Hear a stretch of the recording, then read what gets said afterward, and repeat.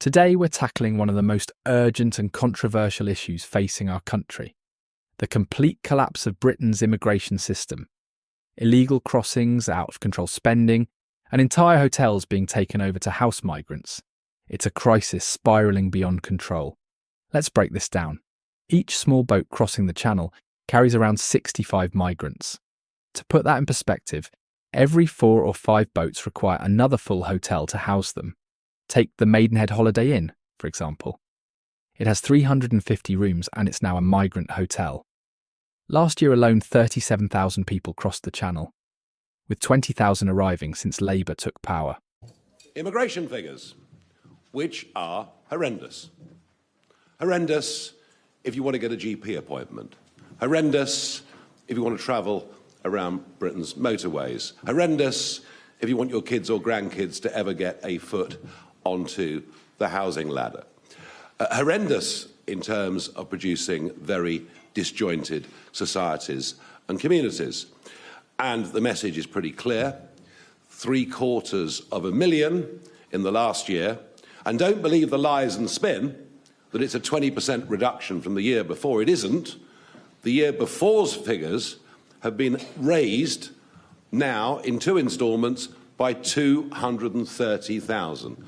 So let's get it into our heads. In 2023, under a Conservative government, nearly 1 million net people came into our country.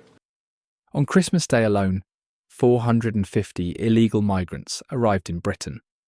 This isn't just a logistical issue, it's a national emergency. The Home Office itself admits there are now at least 220 hotels being used to house illegal migrants, but I suspect the real number is far higher. 14 new migrant hotels have opened since Labour came to power, including one in Altrincham, Greater Manchester, where several hundred men, unvetted and largely from the Middle East, have been placed within walking distance of 2 all-girls schools. Think about that for a moment. Families are being forced to live with the fear of safety risks, while councils are crippled trying to allocate social housing to illegal immigrants. And the costs? Absolutely staggering. Britain has a giant open border with zero deterrence. If this trend continues, it's no exaggeration to say that every single hotel in the UK, over 10,000 of them, could be filled with illegal migrants in the next 10 to 20 years.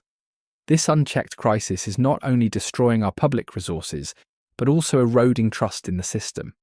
The government tells us deportation is a deterrent, but the truth paints a far grimmer picture. Take, for instance, a convicted paedophile who was spared deportation because it would violate his right to a family life. This isn't just a broken system, it's one that actively betrays the people it's supposed to protect. Illegal migration isn't just about numbers, it's about the strain on communities and the message it sends. Towns and cities are being transformed against the will of their residents. Social housing stock is being depleted, local services are stretched to breaking point, and taxpayers are footing the bill. Meanwhile, gangs organising these crossings are making millions. Estimates suggest close to £1 million a month, out of human misery. And yet Labour's response has been nothing short of pathetic. Instead of tackling the issue head-on, they've doubled down on the status quo, offering empty promises and no meaningful solutions. Since Labour took power, 20,000 migrants have crossed the channel, the vast majority of them men, while deportations have remained pitifully low. So what are we left with?